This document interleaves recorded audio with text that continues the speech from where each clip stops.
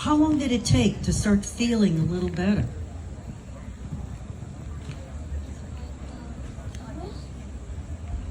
It took like an hour.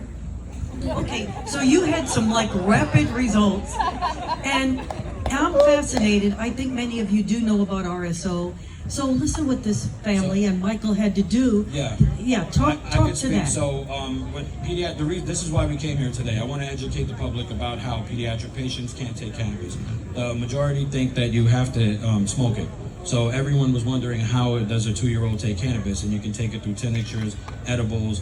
So at the age of 2.5, he was taking sublingual drops, and then because of the cost of going to the dispensary and just getting good quality medication, we were just advised to make your own RSO. So we started to make it ourselves, and we just saw it was like night and day. The effects was literally, as my son said, within 1 hour of taking the medication, he started to stimulate his appetite, feel better, and we felt better making the medication ourselves because King was involved.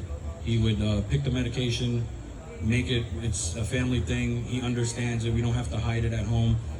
Because he has his card, which is on my chest, we were able to just advocate it because child services got involved, and because of this card is why he was able to use his rights to try something else besides liquid heroin. Unbelievable. And making your own RSO, it's not necessarily easy. No, it's all trial and error. Yeah. You know, we were going out there and we were looking, and just as any parent, home cooked food is the best, right? So I just took that concept and ran with it. I said, if I want to make sure that I know what's in my son's medication, I have to make it myself. So it started with me getting good quality flour, whether it's going to a dispensary, making sure I'm getting lab tested flour, then converting it into RSO, and then just giving it to him. It tastes horrible, but we give it with honey or other things that, and now with all the edibles and the way you can hide the taste.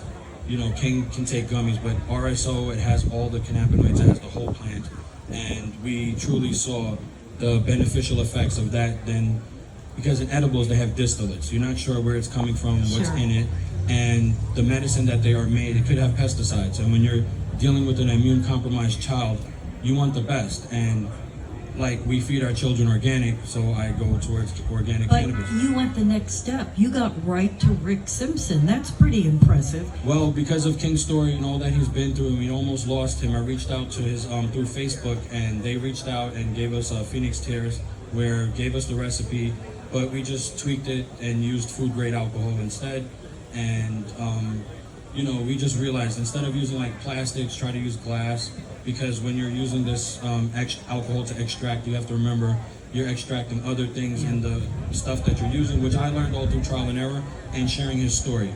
Other people that are doing it in the industry said, listen, if you're gonna give it to your baby, try doing it this way. And by me coming out and meeting the cannabis community is how I can personally make better medication for my son and hopefully inspire other families out there. It's an amazing story. And tell us, please tell us that the stigma today, I know, bravo, it's a wonderful story for you too. How brave you are. So please tell us that today's hospitals, these magnificent hospitals we have in New York, have finally lifted the stigma. I know several have, but you had to fight that too. Yes, because it's he's a kid, he's a child, and there's no research for cannabis in pediatrics. So right now we're just in a very gray area. He is the billboard, he is the walking proof. You know, when they talk about negative stigmas and how it can harm a child, he is here sitting at 10 years old. He has his own nonprofit. He gives back to the children's hospitals because... Let's go to that. Yeah. So what'd you do? You created as a family a not-for-profit, a 501c3. Yeah. Talk to us about that. How did it work? And let's go to King. Tell us about your desire to create this foundation, this not-for-profit that gives to other kids. Tell us about that. Even your idea for putting that together. What was that idea? What motivated you for that? Just tell them how it started from the beginning. Yeah, how did it start, King? Put the mic up here. Yeah. Because when I saw my parents bring me toys, and I saw some of the other kids they felt bad, so I told my parents to get some toys for them too, and sometimes and I would share with them. So that's how my foundation started, by my bedside. That's amazing. Even in suffering, he started this. His parents brought him. There's some wonderful videos online that you may wish to look at. And his parents knew to distract him with a lot of toys. And you said, hey, let's give these to other people. So the not-for-profit also does other things besides just toys. Talk to us about what you do there and the work you're doing. It's amazing. Okay, so King and my other two beautiful children right there, and my beautiful wife, they all curate these activity kits and care packages for children. So the care packages go for children for their milestones. So every child celebrates the end of treatment or the beginning. They call it their cancerversary. So we usually send out a toy of their choice, whatever it is. And for the activity kits, they all create, it has Play-Doh, kinetic sand, little things that the children would love themselves. They put it into a kit and they go to the waiting rooms, and all the children on the oncology units that have to spend hours there waiting, you know, they have to get their blood draw. If they're anemic, then they have to go upstairs and get a blood transfusion. Then they have to take their medication. And sometimes it can be 2 to 6 hours, and the parents are going nuts, everyone's going nuts. And those activity kits are just like a safety net, and the families are just so grateful for them. And it was all created by a patient who can empathize and understand. And we're just truly blessed that we, you know, King, this is our first time publicly speaking about this and being on stage. So excuse our nervousness, but You look great it to literally me. started by his act of kindness. In all hospitals, if you guys have children that go to the doctor, you know that they all have bubbles and stickers. That's the only reward they give out in the hospital. So King received his bubbles. There was a little girl crying in the waiting room, and he gave it to her. And I asked him, I said, King, why did you do that? You earned that. And he said, I know what she's about to go through, and she's going to stop crying if I give it to her to watch. So he gave it to her, and she started blowing the bubbles, and automatically she forgot about getting her finger stick or getting her port accessed. And once we saw that, it made my wife and I just smile, and we said, we don't know the future of our son. If he's gonna, it's 50-50 with cancer. It's either it works or it doesn't work. And at the time, just giving back took our mind off the unknown.